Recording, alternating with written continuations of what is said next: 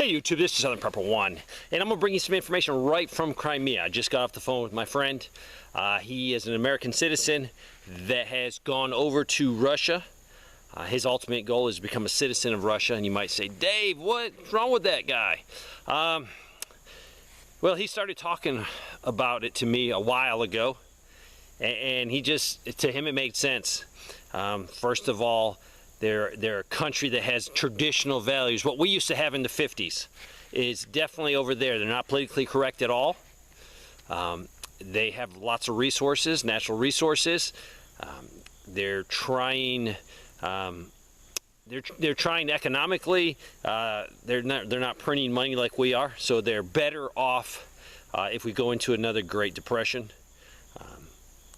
And a lot of reasons, but I don't speak for him. And I definitely don't judge him for going over there, that's for sure. There's a lot of positives out of it. But he is in Crimea. He crosses the Kerch Bridge all the time, the one that they're trying to blow up all the time. He just got back from Moscow. So he shares a lot of information with me. And this is boots on the ground.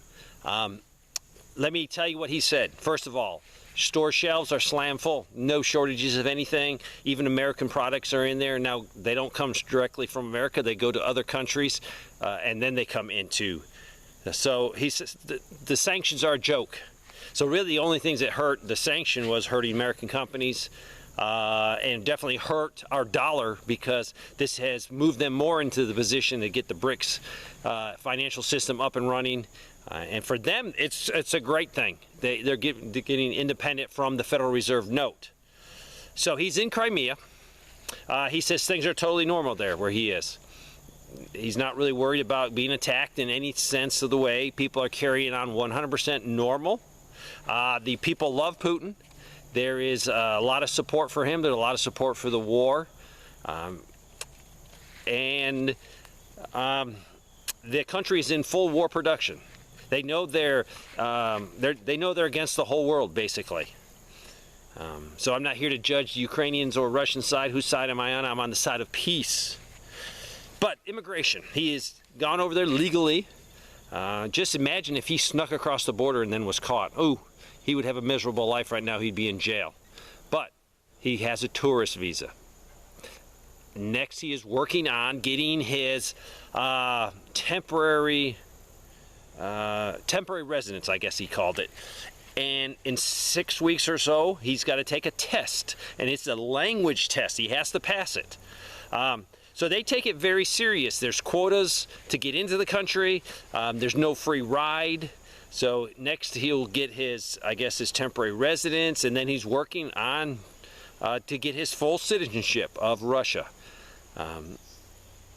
So in the United States, they snake across the border. We then give them thousands of dollars a month, give them free phones, put them up in expensive hotels. Exact opposite. And that's one reason he is going over there. Their traditional values, they're not insane. Their politicians are not completely insane like ours are. Now, you can say they're communist, and you can say a lot of things, but we're not going to discuss that here. But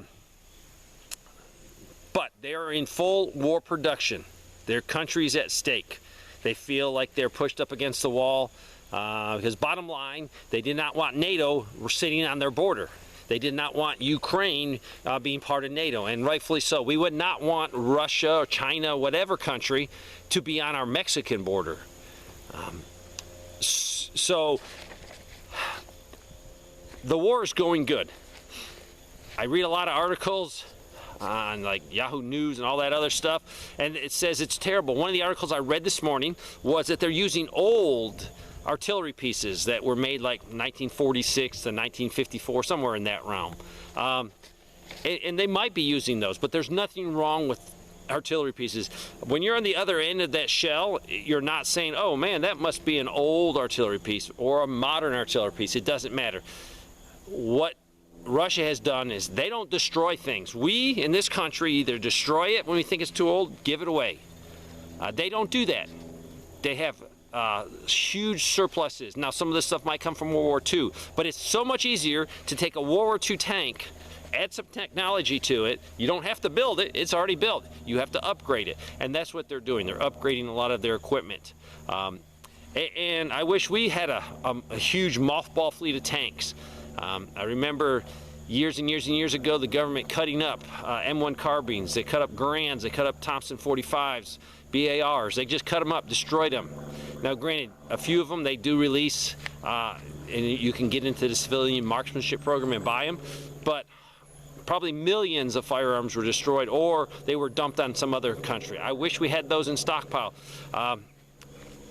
I have another buddy. I have to be very careful what I say. I wish I could tell you in depth, but it's just too sensitive. It's not classified, it's very sensitive, and it might get him in trouble, and it would actually not be good to release this information. But we have no manufacturing capabilities, and they're figuring that out. The military and the government is figuring it out. It's so bad. We just go back to the yesterday's story, the day before, about the Marine Corps not even having enough uniforms to issue out to their soldiers. But it's 100 times worse than that. If we were going into a conflict, we have no raw materials. There's no raw materials. We import everything. So if we had to gear up and have a draft and have a big, huge army, we couldn't do it. And that's all I can say because of the sensitivity of the information. But we're in a huge amount of trouble because everything's been outsourced. And if those pipeline is cut off, and it would be cut off, even our allies would cut us off. If we go into a war, our allies are in a war. So they're not going to be able to help us or assist us. Plus, all the raw materials that are on the market would be grabbed by every country in the world. So, if you're watching the news and they keep saying, oh, Ukraine's doing great here and there, they're not doing great. Those poor, poor people are being slaughtered. I beg you in Ukraine, if you have to, surrender to the Russians. He did say that he knows that the Russians are treating the Ukrainian prisoners very well. They're sort of like their cousins, Ukraine and Russia. Yes, they are fighting them, but there's a lot of people that have families on both sides. So if you are in Ukraine, I'm sorry to say that war is lost. I'm just wishing it would end immediately in some type of peace deal because you are being slaughtered. It is immoral. It's not right for our government and the Ukrainian government to ask men and women to go to the front lines and fight a war where you're not equipped to fight it. You have no chance. You can't even have a combined armed effort. So please pray for peace. This situation could escalate very quickly. Look at Poland right now. Poland, for the first time, I think since probably World War II or forever, has put anti-missile systems in Warsaw to protect historical and cultural places and anything militarily important. So those are being positioned. Poland is moving troops around.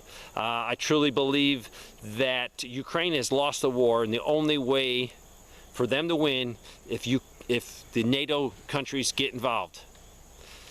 But I do think that why would we want to get involved? Because the conflict could go nuclear very much, especially for Europe. You're right over there. So pray for peace. One last thing I want to say that he mentioned was the air defense system for Russia. It works really good. This is not just, information off the internet. This is facts. This is person with boots on the ground. They have a robust air defense system. Now, they're not going to catch every drone, every attack, every missile, no. But they catch a huge majority of them. Just think about that. Do we even have an air defense system if we were in a conflict? I don't think we could muster enough to protect the civilians of the United States. So pray for peace. But this is Boots on the Ground. He's in Crimea right now. Thanks for watching.